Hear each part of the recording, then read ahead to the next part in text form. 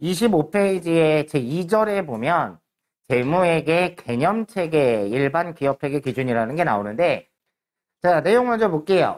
재무회계 개념체계란 재무보고의 목적과 기초 개념을 체계화함으로써 일관성 있는 기업회계 기준을 제정케 하고 재무제표의 성격 등에 관한 기본적 토대를 제공한다는 게 개념체계예요.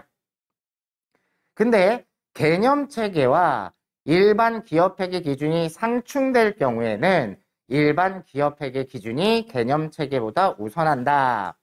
자, 개념체계는 폭넓은 의미를 말하는 거예요. 이 개념체계를 가지고 뭐를 만들어 놓은 거예요? 일반 기업회계 기준이라는 걸 만들어 놓은 거예요. 그러다 보니까 우리가 뭐를 더 중시 여긴다?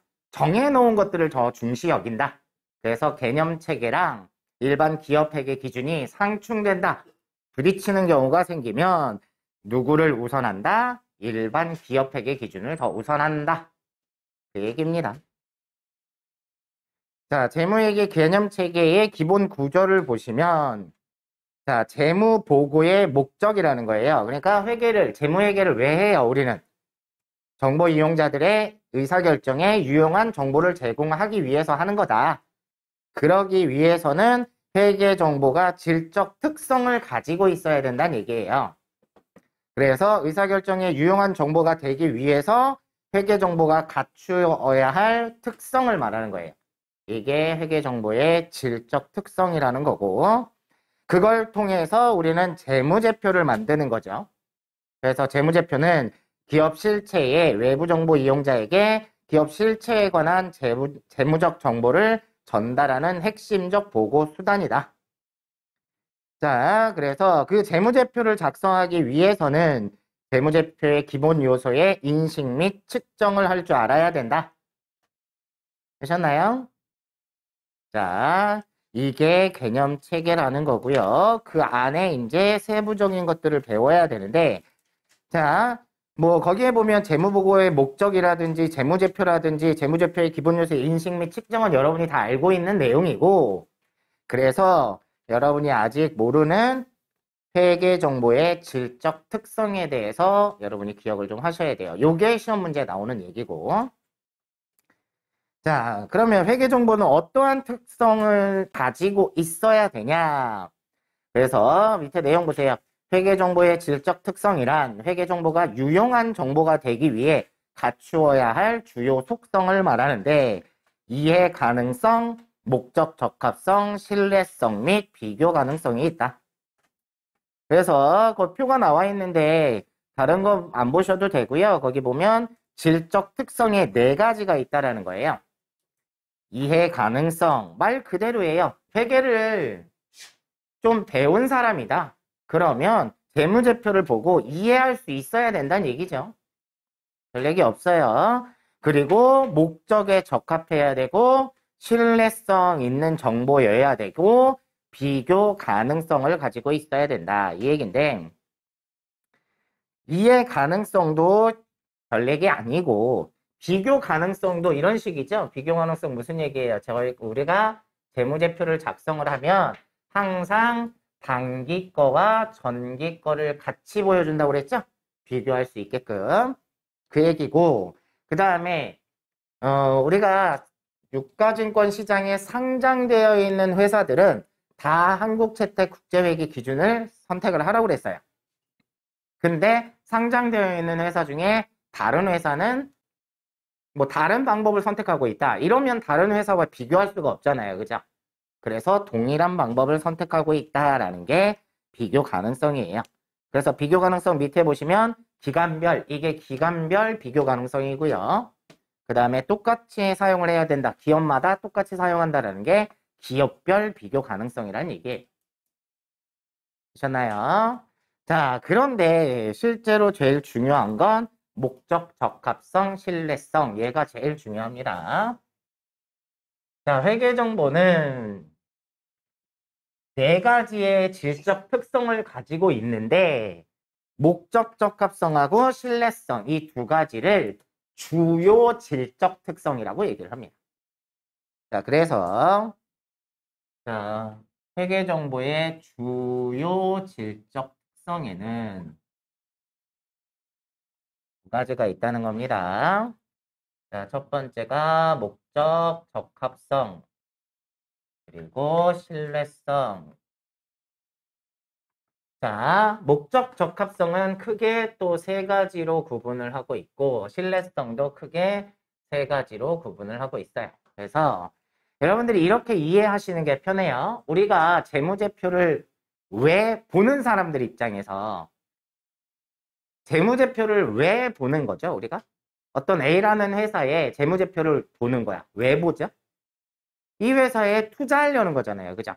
그래서 목적 적합성은 가장 대표적인 형태가 투자라고 보시면 돼요. 투자를 하려는 사람 입장에서 첫 번째, 예측을 할 수 있어야 된다는 거예요. 그래서 예측 가치라는 특성을 가지고 있어야 돼요. 내가 재무제표를 보니까 이 회사가 앞으로 내가 투자를 하면 돈을 벌어줄 수 있을 것 같아 라는 정보를 예측할 수 있어야 된다는 거예요. 그리고 나서 내가 투자를 했어. 근데 1년이 지나고 나서 보니까 내가 예측한 거랑 맞는지 확인을 해봐야 되겠죠? 그래서 두 번째가 확인 가치를 가지고 있다고 얘기를 해요. 얘는 다른 말로 우리가 피드백 가치라고 얘기를 하기도 하죠. 이렇게. 그래서 이 재무제표가 목적에 적합한 정보가 되려면 예측을 할 수 있어야 되고 그 결과치를 확인할 수 있어야 된다. 그리고 또 하나 적시성이라고 해서 내가 이 회사에 투자를 할까 말까 막 고민하고 있었는데 마침 재무제표가 나오는 거야. 그러면 이걸 보고 투자를 할지 말지 결정을 할 수 있겠죠. 근데 시간이 지난 정보는 목적 적합한 정보가 되지 못한다라는 거예요. 예를 들어서 몇 년 전 재무제표가 나한테 제공이 되면 지금 투자하는데 도움이 돼야 안 돼요? 안 되죠. 그래서 적절한 시점에, 그래서 적시성. 요 세 가지를 가지고 있어야 그 재무제표는 목적 적합한 정보를 제공할 수 있겠다. 되셨나요? 자, 암기하셔야 됩니다. 자, 그 다음에, 자, 내가 이 재무제표를 보고 믿을 만한 재무제표인지 알 수 있으려면 신뢰성도 있어야 된다는 얘기예요. 그래서 신뢰성의 첫 번째는 표현의 충실성.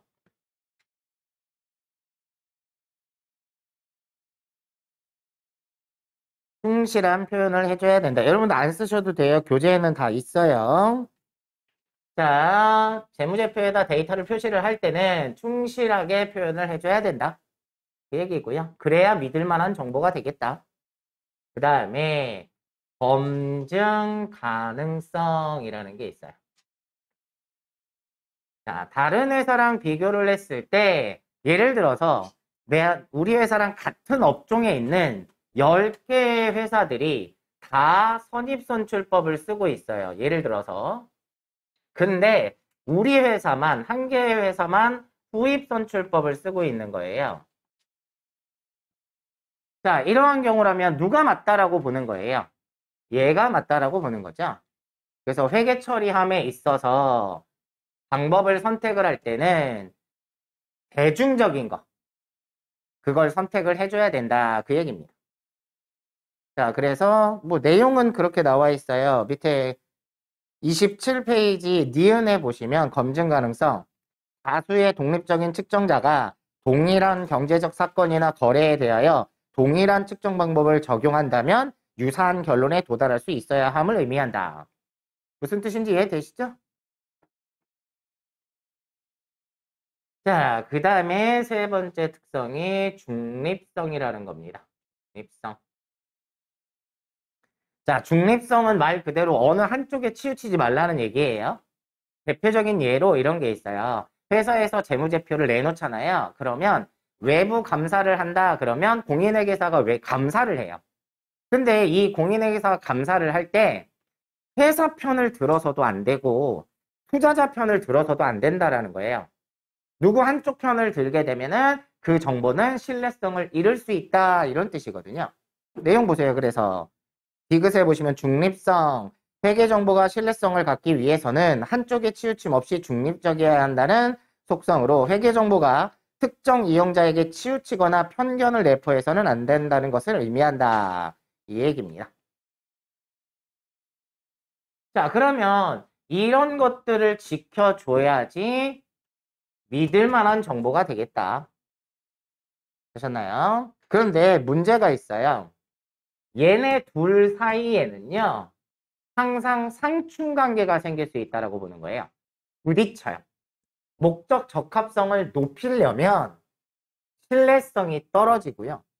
신뢰성을 높이려면 목적 적합성이 떨어질 수 있다는 거예요. 이 둘 다 높일 수 있는 방법이 있으면 좋겠지만 그런 방법은 없다라는 거예요.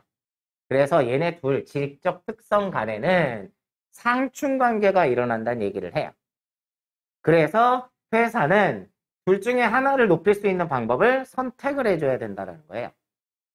자, 그래서 밑에 27페이지 3번에 보시면 질적 특성 간의 균형, 그래서 목적 적합성과 신뢰성 간의 상충관계를 고려하여 이러한 질적 특성 간의 적절한 균형을 이루는 것을 목표로 해야 된다.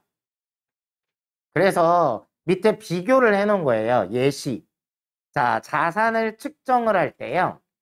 목적 적합성을 높이려면 공정가치로 표시를 하면 되고 신뢰성을 높이려면 역사적 원가법을 써야 된다는 얘기예요. 자, 무슨 얘기냐? 자, 이해하셔야 돼요. 우리가 재무제표를 작성을 할 때 재무상태표에 건물이 있다라고 볼게요. 근데 어떤 회사는 원가법을 쓰고 어떠한 회사는 재평가법을 쓰는 경우가 있단 말이에요.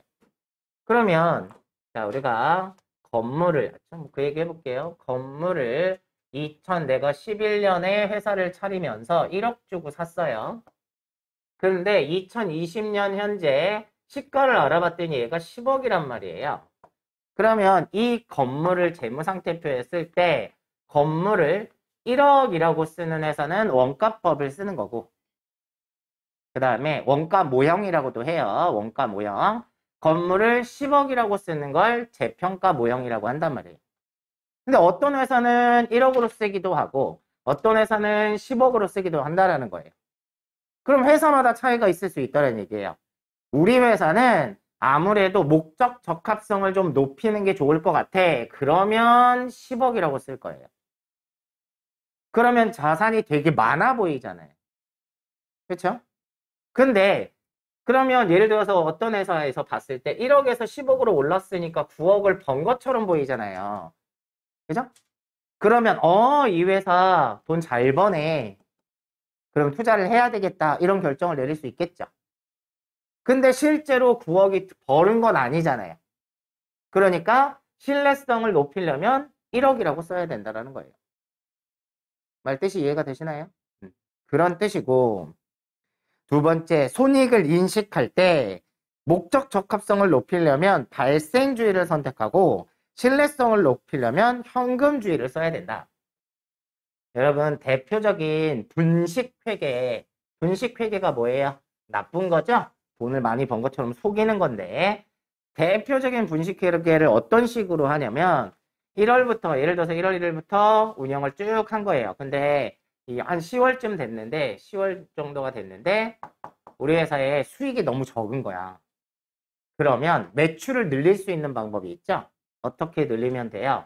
대변에다가 제품을 매출했다. 그리고 외상으로 팔았다. 그래서 외상 매출금. 이렇게 분계를 한 150개만 써넣어도 매출이 껑충 뛰겠죠. 그렇죠? 왜? 무슨 문제 때문에 그래요? 회계는 발생주의를 선택하고 있기 때문에 그래요. 그래 놓고 다음 연도가 돼가지고는 외상 매출금 다 대손 처리를 해버렸다. 이러면 돈을 실제로 번 것도 아니잖아요. 그렇죠? 그러니까 목적 적합한 정보를 만들려면 매출이 많은 것처럼 보여주면 되잖아요. 그러니까 발생주의를 선택을 하는 거고. 하지만 돈이 실제로 들어온 건 아니잖아요. 그렇죠? 그러다 보니까 이거는 번 게 아니다. 그래서 신뢰성을 높이려면 현금주의를 선택하는 거고 목적 적합성을 높이려면 발생주의를 선택을 한다. 그 다음에 수익을 인식할 때도 목적 적합한 정보를 만들려면 진행 기준을 쓰고 신뢰성을 높이려면 완성 기준을 써야 된다. 이 얘기는 또 뭐냐면 우리 회사가 건설회사야. 자, 우리 회사가 건설회사인데 자, 1월 1일부터 이 건물을 하나 지어주기로 한 거예요. 이 건물을 다 지으면 회사에 10억의 매출이 생기는 거예요. 그럼 완성이 됐을 때 얘기란 말이에요. 그러면 쭉 건물을 지어 오다가 12월 31일 날 50%밖에 완성을 안 했어요. 그러면 회사에서는 이거를 50%를 매출로 인식을 할 건가 안 할 건가의 차이가 있다는 거예요. 그러면 만약에 진행 기준을 선택한다 그러면 얘네들은 5억을 벌었다라고 보는 게 진행 기준이에요. 근데 완성 기준을 적용을 하려면 완성이 돼야지만 10억의 매출이 생기는 거예요. 그러면 50% 지었을 때는 매출이 0이란 얘기예요. 이해되셨나요? 그러면 목적에 적합한 정보를 만들려면 5억을 벌은 것처럼 보이는 게 유용하겠죠? 하지만 실제로 5억을 번 건 아니잖아. 그래서 신뢰성을 높이려면 완성 기준을 적용을 하고 목적 적합성을 높이려면 진행 기준을 선택을 한다.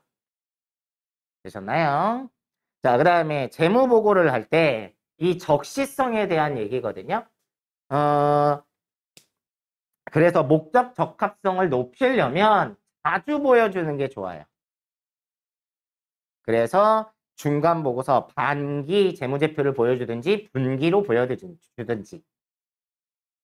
되셨나요? 근데 신뢰성을 높이려면 그러니까 사람들이 이런 예측을 하게 되잖아요. 예를 들어서 반기 보고서를 냈어요. 1월 1일부터 6월 30일까지 반기 보고서를 냈는데 얘네가 예를 들어서 순이익이 반기 보고서에 5억을 벌었다라고 보이는 거예요. 그러면 사람들이 반기 재무제표를 보고 무슨 생각을 할 거예요? 6개월 동안 5억 벌었으니까 그럼 6개월 더 운영을 하면 10억을 벌겠네, 순이익이? 이렇게 예측을 하게 될 거 아니냐고요. 그렇죠? 하지만 나중에 확인을 해보면 10억이 못 벌었을 수도 있고. 되셨나요? 그래서 신뢰성을 높이려면 연차 재무제표 1년치를 한번 정리해서 보여주는 거고. 그래서 적시성을 높이려면 뭐 하면 된다? 반기나 분기 재무제표를 작성해서 보여주면 된다. 이런 얘기입니다. 자, 시험 문제 요게 두 가지. 굉장히 잘 나오는 얘기입니다. 그래서 재무회계 개념 체계에서는 이 부분이 제일 많이 나온다. 이렇게 보시면 돼요.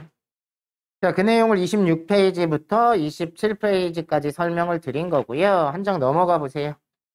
그러면 비교 가능성이라는 게 나오는데 아까 설명을 드린 거예요. 기간별 비교 가능성, 일관성 있는 정보를 얘기하는 거고 기업 간 비교 가능성은 통일성, 다른 회사랑 같이 똑같은 내용으로 작성을 해줘야 되니까 그 정도만 보시면 되고요.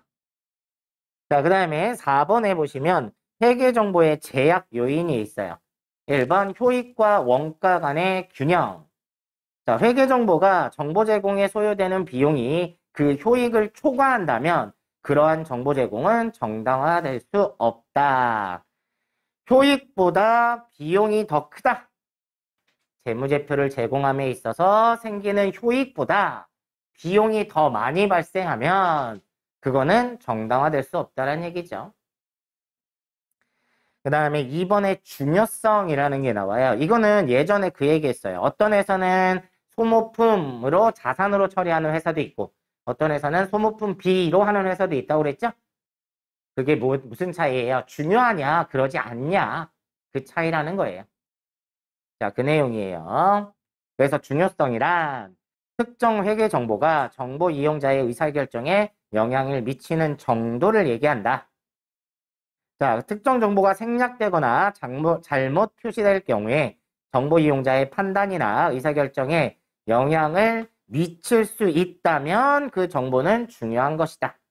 이러한 정보는 금액의 대소로 판단하지 않고 금액이 크냐 적냐로 판단하는 얘기가 아니라 정보 이용자의 입장에서 의사결정에 영향을 미치면 중요한 정보가 되는 것이다. 그래서 예가 나와 있죠. 예를 들어 어느 기업의 소모품 B와 같은 소액의 비용을 자산으로 처리하지 않고 발생 즉시 비용으로 처리하는 것은 정보 이용자 관점에서는 별로 중요하지 않기 때문에 그냥 비용화하는 거다. 되셨나요? 그 정도 보고 넘어가시면 될 거고, 그 다음에 3번의 재무제표의 기본 가정은 앞에서 설명을 다 드렸던 얘기죠. 자, 1번은 기업 실체의 가정, 독립된 실체로 봐야 된다는 얘기예요. 예를 들어서 내가 A라는 회사에다가 투자를 했어. 내가 뭐 내 재산이 10억인데 1억을 투자를 했단 말이에요. 그런데 그 회사가 망했어. 그러면 나도 망하는 거예요? 아니죠. 왜냐면 나 투자자와 회사는 독립된 실체라는 거예요. 되셨나요? 자, 그 다음에 계속 기업의 가능성. 자, 회사를 차리면 특별한 일이 없는 이상 계속 유지가 될 것이다 라는 전제하에 재무제표를 작성한다는 얘기예요. 만약에 회사가 1년만 운영하고 말 거라면 재무제표를 작성할 이유가 없겠죠. 왜? 정보를 제공할 필요가 없어지는 거니까. 그러니까 계속 기업의 가능성을 가지고 재무제표를 작성을 한다는 얘기죠. 그 다음에 3번 기간별 보고의 가정. 그래서 여러분들이 예를 들어서 예전에 그런 얘기 했죠. 저 1,000만 원 벌어요. 많이 버는 거예요? 적게 버는 거예요? 모른다고 했죠. 기간을 설정하지 않았으니까. 그리고 회사의 입장에서는 회사를 설립일부터 지금 현재까지의 이익을 한 번에 보고할 수가 없어요. 그러니까 기간을 나눠서 보고한다는 얘기죠. 그 정도로 보시면 될 것 같습니다. 자, 나머지 또 넘어가시면 29페이지부터 나오는 건 다 설명을 드렸던 얘기라서 어디로 가시냐면 35페이지 연습 문제로 바로 갈게요. 자, 연습 문제 1번. 회계 정보의 질적 특성 중에 목적 적합성과 신뢰성의 사례로 옳은 것은? 자, 조금 아까 설명한 내용이네요. 자, 자산의 평가 방법은 목적 적합성을 높이려면 뭐를 쓴다고 그랬죠? 시가로 쓰는 거죠. 그 다음에 신뢰성을 높이려면 원가로 쓰는 거고. 맞죠? 2번 수익 인식 방법은 목적 적합성을 높이려면 완성 기준을 쓰고 신뢰성을 높이려면 진행 기준을 쓰나요? 두 개가 바뀌었죠? 목적 적합성을 높이려면 진행 기준, 신뢰성을 높이려면 완성 기준이 맞는 거예요. 다음 3번 손익을 인식하는 방법은 목적 적합성을 높이려면 발생주의고 신뢰성을 높이려면 현금주의죠. 그래서 얘도 두 개가 바뀌었고요. 재무제표의 보고 시기는 목적 적합성을 높이려면 분기나 반기마다 보고하는 게 좋고 신뢰성을 높이려면 연차 재무제표 1년치 한 번에 보여주는 걸로 작성하는 게 좋다고 그랬죠. 그래서 1번에 옳은 건 1번만 맞는 거네요. 나머지는 전부 다 두 개가 바뀌었다고 보시면 돼요. 다음 2번. 다음 중 기업회계 기준에서 설명하고 있는 재무제표의 특성과 한계가 아닌 것은? 자, 1번 재무제표는 추정에 의한 측정치를 허용하지 않는다? 여러분들 재무제표 안에 추정치가 들어있죠? 뭐뭐 있었죠? 대손 충당금도 그랬고 감가상각도 추정이고 그죠? 그 다음에 또 뭐 있었죠? 퇴직급여 충당부채도 있었고 그래서 여러 가지 추정치를 포함하고 있어요. 그래서 1번이 틀렸네요. 다음 2번 재무제표는 화폐 단위로 측정된 정보를 주로 제공한다. 맞죠? 화폐 단위로 제공하니까. 다음 3번 재무제표는 대부분 과거에 발생한 거래나 사건에 대한 정보를 나타낸다. 재무제표는 1월 1일부터 12월 31일까지 있었던 거래를 장부에 정리해서 보여주는 거죠. 그러니까 다 과거에 대한 얘기죠. 다음 4번 재무제표는 특정 기업 실체에 관한 정보를 제공하며 산업 또는 경제 전반에 관한 정보를 제공하지 않는다. 맞죠? 특정 기업을 보면 산업 전반에 대해서 알 수 있는 건 아니잖아요. 그래서 1번만 틀렸습니다. 다음 3번.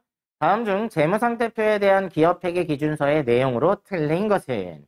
자, 1번 재무상태표는 일정 시점 현재 자산과 부채 그리고 자본에 대한 정보를 제공하는 재무보고서이다. 맞죠?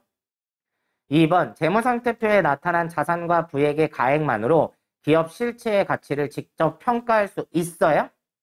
없죠.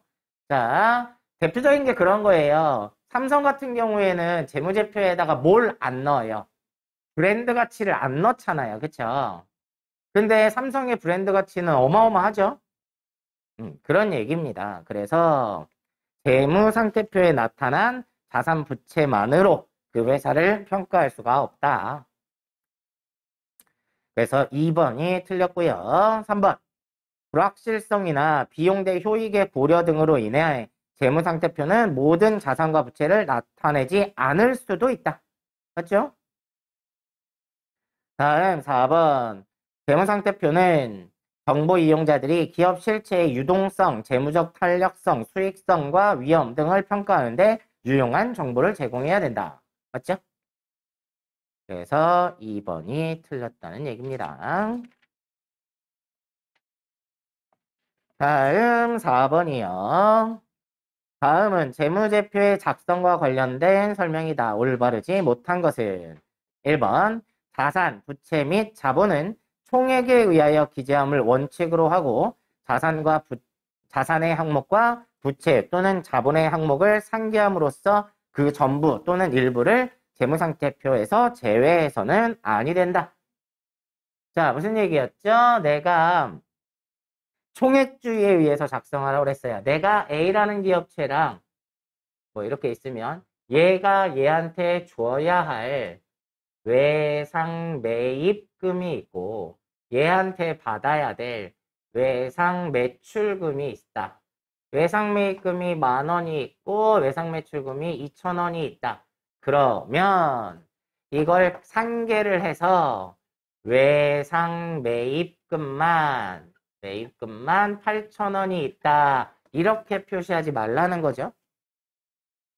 자, 그래서 총액주의에 의해서 작성함을 원칙으로 한다는 거죠.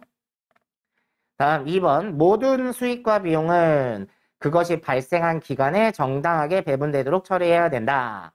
다만 수익은 실현 시기를 기준으로 계산하고 미실현 수익은 단기 손익계산에 산입하지 아니함을 원칙으로 한다. 맞죠? 이 뭐에 대한 얘기죠? 첫 번째 내용은 그거예요. 모든 수익과 비용은 그것이 발생한 기간에 정당하게 배분되도록 처리해야 된다. 그래서 우리가 선급 비용, 선수 수익, 미수 수익, 미지급 비용을 배웠던 내용이 이거죠. 다음, 그 다음에 수익은 실현 시기를 기준으로 계상한다. 그래서 우리가 매도 가능 증권 평가에 대해서 배운 적이 있죠. 그래서 매도 가능 증권 평가 이익이나 손실은 손익계산서에 반영하지 않는다고 그랬어요. 왜? 미실현 보유 손익이니까. 그 얘기를 했던 내용이고요.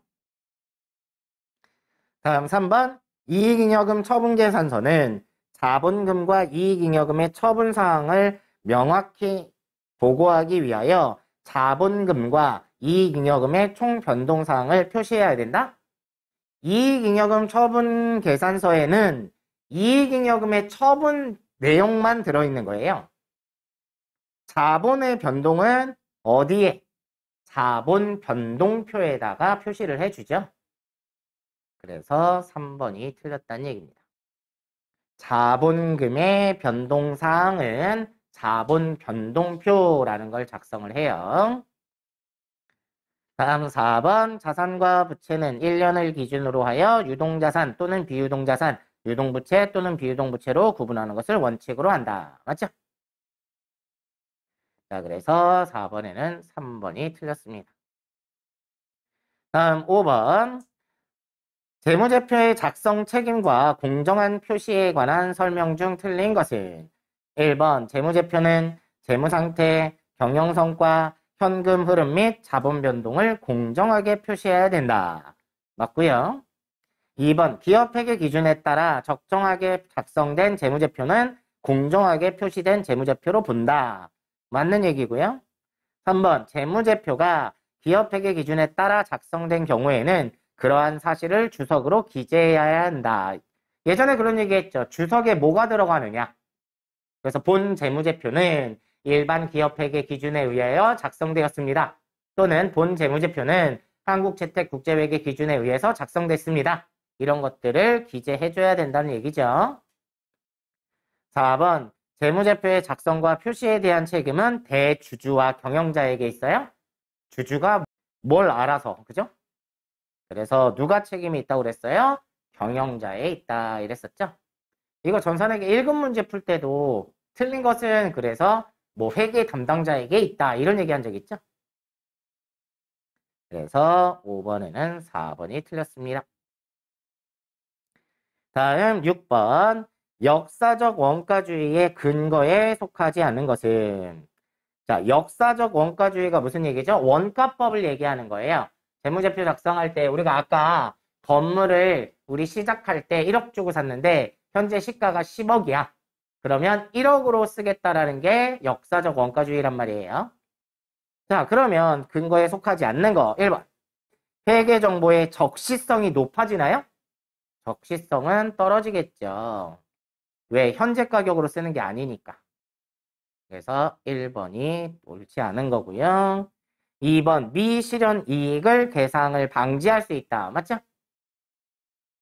자, 3번 보다 검증 가능한 회계 정보를 산출할 수 있다. 맞죠? 신뢰성이 높아지고 검증이 가능한 거죠. 다음 4번에 객관적인 회계 정보를 산출할 수 있다. 그래서 6번에는 1번이 틀렸습니다. 다음 7번 소액의 소모품은 구입 시점에서 자본화, 자산으로 처리하지 않고 비용 처리하는 것이 일반적이다. 이와 관련된 회계 개념은 중요하지 않으니까 비용 처리하는 거다. 이 얘기였죠? 그래서 3번이 중요성이 답이 되겠네요. 다음 8번 기업회계 기준서상 재무상태표 표시와 관련한 설명 중에 거리가 먼 것은 자 1번 자본은 자본금, 자본잉여금, 이익잉여금, 자본조정 4가지 항목으로만 구분해요. 자본은 자본금, 자본잉여금, 자본조정, 기타 포괄손익 누계액, 이익잉여금 이렇게 5가지로 분류를 하고 있죠. 그래서 기타 포괄손익 누계액이 빠졌네요. 그래서 1번이 틀렸고요. 다음 2번 자산은 유동자산과 비유동자산으로 구분하며 비유동자산은 투자자산, 유형자산, 무형자산, 기타 비유동자산으로 구분한다. 3번 부채는 유동부채와 비유동부채로 구분한다. 4번 자산과 부채는 유동성이 높은 항목부터 배열하는 걸 원칙으로 한다. 맞죠? 그래서 1번이 틀렸습니다. 다음 9번 다음 중 재무회계에 관한 설명으로 가장 적절하지 않은 것은 1번 재무제표에는 재무상태표, 손익계산서, 자본변동표, 현금흐름표 등이 있다. 이러면 맞는 말이죠. 근데 거기에 만약에 등자가 빠지면 틀린 거죠. 뭐가 빠졌으니까? 주석이 빠졌으니까. 다음 2번 특정 시점의 재무상태를 나타내는 보고서는 재무상태표이다. 맞죠? 3번에 기업의 내부 이해관계자에게 유용한 정보를 제공하는 것을 주된 목적으로 한다? 이거는 관리회계에 대한 얘기죠. 그래서 기업의 외부 이해관계자에게 유용한 정보를 제공하는 것을 주된 목적으로 하는 게 재무회계죠. 다음 4번 일반적으로 인정된 회계 원칙의 지배를 받는다. 맞습니다. 다음 10번 다음 중 기업회계 기준서상 재무상태표 구성 요소를 잘못 구분한 것은 자, 유동자산은 당좌자산, 재고자산으로 구분한다. 맞죠? 비유동자산은 투자자산, 유형자산, 무형자산, 기타 비유동자산으로 구분한다. 맞죠? 부채는 유동부채와 고정부채로 구분한다? 유동부채와 비유동부채죠? 예전에 저 옛날에 부기 배울 땐 고정자산, 고정부채 이렇게 불렀었어요. 옛날에는. 지금은 그런 말을 안 쓰죠.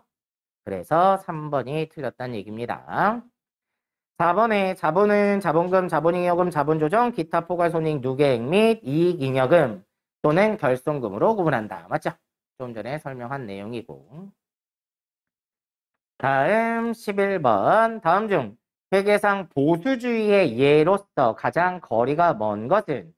보수주의가 뭐였었죠? 이익을 최소화해서 표시를 하고요. 그러므로 해서 자산의 유출을 막고 회사의 재무구조를 좀 탄탄히 하는 방법을 선택해라. 이게 보수주의예요. 그래서 우발 이익 있죠. 우발 이익은 이익으로 계상하지 말고 우발 손실은 손실로 계상을 하라는 거예요. 이익을 최대한 적게 보고하는 방식을 선택하는 거니까. 그게 보수주의입니다. 자, 그럼 내용 보세요. 1번. 광고비는 미래의 효익이 불확실하므로 무형자산으로 하지 않고 비용으로 처리를 해버린다. 맞죠? 자, 그 다음에 2번. 발생 가능성이 높은 우발 이익을 이익으로 인식하지 않는 거예요. 그리고 주석으로 보고한다. 다음 3번. 회계연도의 이익을 줄이기 위하여 유형자산의 내용연수를 임의로 단축한다. 이거는 보수주의를 선택한다라는 게 아니라 이건 조작이에요. 자, 그래서 3번은 보수주의하고 관계없는 내용이고요. 4번 연구비와 개발비 중에 미래 효익이 불확실하면 그냥 비용 처리를 해버리는 거죠. 자, 보수주의가 대략 무슨 뜻인지 이해가 되시나요? 그래서 제가 예전에 재고자산의 평가할 때 결산일이 되면 내가 가지고 있는 재고자산에 대해서 평가를 해줘야 된다. 그러면 내가 상품을 취득원가가 10,000원인데 결산일날 평가를 해봤더니 금액이 9,000원이다. 그러면 재무제표에 쓸 때 9,000원으로 쓰기로 했어요? 10,000원으로 쓰기로 했어요? 9,000원으로 쓰기로 했단 말이에요. 이해되셨나요? 그러면 1,000원에 뭐가 발생되는 거예요? 재고자산 평가 손실이 발생하는 거예요. 근데 손실은 인식을 하겠다는 거예요. 보수주의 때문에 그러는 거예요. 근데 만약에 상품을 10,000원 주고 샀는데 결산일날 평가를 했는데 12,000원이더라. 그러면 10,000원으로 써요? 12,000원으로 써요? 10,000원으로 써줘야 된다고 그랬어요. 왜? 쓸데없는 이익을 계상하지 않으려고. 이러면 2,000원에 대해서 재고자산 평가 이익이라고 한다. 그런 쓸데없는 이익을 계상하지 않으려고 저가법을 쓰는 거였단 말이에요. 그게 보수주의였고. 자, 그래서 보수주의에 대한 설명을 그때 이것 때문에 이런 걸로 설명을 한번 했었어요. 자, 그래서 11번에는 3번이 틀린 거고요. 다음 12번. 다음 중 회계정보가 갖추어야 할 질적 특성에 대한 설명으로 틀린 것은? 자, 1번 예측 역할이란, 요거 예측 같이 얘기하는 거예요. 예측 역할이란 정보 이용자가 기업 실체의 미래 재무상태, 경영성과, 순현금 흐름 등을 예측하는데 그 정보가 활용될 수 있는 능력을 예측 가치, 예측 역할이라고 하고요. 2번에 확인 역할이란 제공되는 회계 정보가 기업 실체의 재무상태, 경영성과, 순현금 흐름 등에 대한 정보를 이용자의 당초 기대치를 확인 또는 수정하게 함으로써 의사결정에 영향을 미칠 수 있는 능력을 말한다. 맞죠? 당초에 예측했던 걸 확인을 할 수 있다는 거였어요. 3번 중립성이란 동일한 경제적 사건이나 거래에 대하여 동일한 측정 방법을 적용할 경우 다수의 독립적인 측정자가 유사한 결론에 도달할 수 있어야 함을 의미한다. 자, 이거는 중립성에 대한 얘기가 아니라 검증 가능성에 대한 설명이죠. 그래서 3번이 틀렸습니다. 3번의 설명은 검증 가능성에 대한 설명이에요. 그래서 3번이 틀렸고요. 4번 표현의 충실성은 재무제표상의 회계수치가 회계기간 말 현재 기업 실체가 보유하고 있는 자산과 부채의 크기를 충실하게 나타내야 한다. 그 얘기죠. 그래서 3번이 틀렸고요. 다음 13번. 기업회계 기준상 손익계산서 작성과 거리가 먼 것은? 자, 1번 손익계산서상 매출액은 총매출액에서 매출 할인, 매출 환입 및 매출 애누리 등을 차감한 금액이다. 맞죠? 그래서 우리가 손익계산서에 쓸 때는 순매출액을 쓰는 거라고 했어요. 다음 2번 손익계산서상 매출원가는 기초 제품 재고 원가에서 단기 제품 제조 원가를 가산한 금액의 기말 제품 재고 원가를 차감한 금액이다. 맞죠? 우리가 원가 회계에서도 했었고 재무 회계할 때도 했었어요. 우리는 계정으로 공부를 했잖아요. 그죠? 상품을 봤을 때는 여기에 기초 상품 재고액에다가 여기에 단기에 매입한 거 그리고 기말을 빼면 기말 상품을 빼면 뭐가 나온다? 매출 원가가 나온다. 이렇게 했던 거 하나 하고 그 다음에 우리가 원가 회계할 때 했던 거 제품 계정을 보면 기초 제품 재고액에다가 단기 제품 제조 원가를 더하고 기말 제품을 빼면 매출 원가가 나온다. 이렇게 계정으로 배웠었죠? 자, 2번이 그 얘기고요. 3번 손익계산서상 수익과 비용은 총액에 의해 기재함을 원칙으로 한다. 맞죠? 재무상태표도 그랬고 손익계산서도 총액주의였어요. 총액주의. 4번 손익계산서상 영업손익은 매출액에서 매출원가를 차감하여 표시한다. 매출액에서 매출원가를 빼면 매출총이익이 나오는 거죠. 거기에 판매비와 관리비를 뺐을 때 영업이익이 나오는 거란 말이에요. 그죠? 그래서 4번이 틀렸다는 얘기입니다. 다음 14번. 기업회계 기준상 재무상태표와 손익계산서의 작성 원칙이 다 틀린 것은 자, 1번 자산과 부채는 1년을 기준으로 하여 유동자산 또는 비유동자산, 유동부채 또는 비유동부채로 구분하는 것을 원칙으로 한다. 맞죠? 다음 2번 자본거래에서 발생한 자본잉여금과 손익거래에서 발생한 이익잉여금은 혼동하여 표시하여서는 아니 된다. 그래서 우리가 자본의 종류를 보면 자본잉여금과 이익잉여금을 구분해 놓은 거죠. 다음 3번 수익과 비용은 그 발생 원천에 따라 명확하게 분류하고 각 수익 항목과 이에 관련되는 비용 항목을 대응 표시해야 한다. 그래서 우리가 매출액이라는 수익에 매출 원가를 바로 빼죠. 이게 대응을 시켜주려고 그런 거예요. 4번 수익과 비용은 순액에 의하여 기재함을 원칙으로 해요. 총액주의라고 그랬죠. 그래서 수익 항목과 비용 항목을 직접 상계하지 말라고 했어요. 그래서 손익계산서 제외하면 안 된다고 그랬죠. 대표적인 게 이거였어요. 이자 수익과 이자 비용을 상계 처리하면 안 된다. 그래서 4번이 틀렸다는 얘기고요. 다음 15번 다음 중 보수주의에 대한 설명으로 잘못된 것은 자, 우발 손실의 인식은 보수주의에 해당한다. 맞죠? 손실은 우발 손실도 인식을 하라는 거예요. 2번 보수주의는 재무적 기초를 견고히 하는 관점에서 이익을 낮게 보고하는 방법을 선택하는 것을 말한다. 맞죠? 이게 보수주의예요. 다음 3번. 재고자산의 평가 시 저가법을 이용하는 것도 보수주의에 해당하는 거고. 4번. 보수주의는 이익 조작의 가능성이 존재하지 않는다? 이익을 조작하는 거 맞아요. 쓸데없는 이익을 계상하지 않겠다라는 거니까. 자, 그래서 4번이 틀렸고요.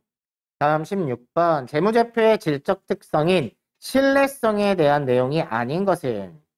자, 1번. 재무정보가 의사결정에 반영될 수 있도록 적시에 제공돼야 된다라는 건 적시성에 대한 얘기죠. 적시성은 목적적 합성에 해당하는 거니까 1번이 틀린 거고요. 2번. 재무정보가 특정 이용자에게 치우치거나 편견을 내포해서는 안 된다. 중립성이죠. 거래나 사건을 사실대로 충실하게 표현해야 된다. 표현의 충실성이고요. 동일한 사건에 대해 다수의 서로 다른 측정자들이 동일하거나 유사한 측정치에 도달해야 된다. 검증 가능성이죠. 그래서 1번은 목적 적합성에 해당하는 거다. 다음 17번. 다음 중 재무제표 작성과 표시에 대한 설명으로 틀린 것은? 1번. 자산과 부채는 유동성이 큰 항목부터 배열하는 걸 원칙으로 한다. 맞죠? 유동성 배열법이고요. 2번. 수익과 비용은 각각 총액으로 보고하는 것을 원칙으로 한다. 맞죠? 총액주의. 3번. 제조업, 판매업 및 건설업에 속하는 기업은 매출 총손익의 구분 표시를 생략할 수 있다?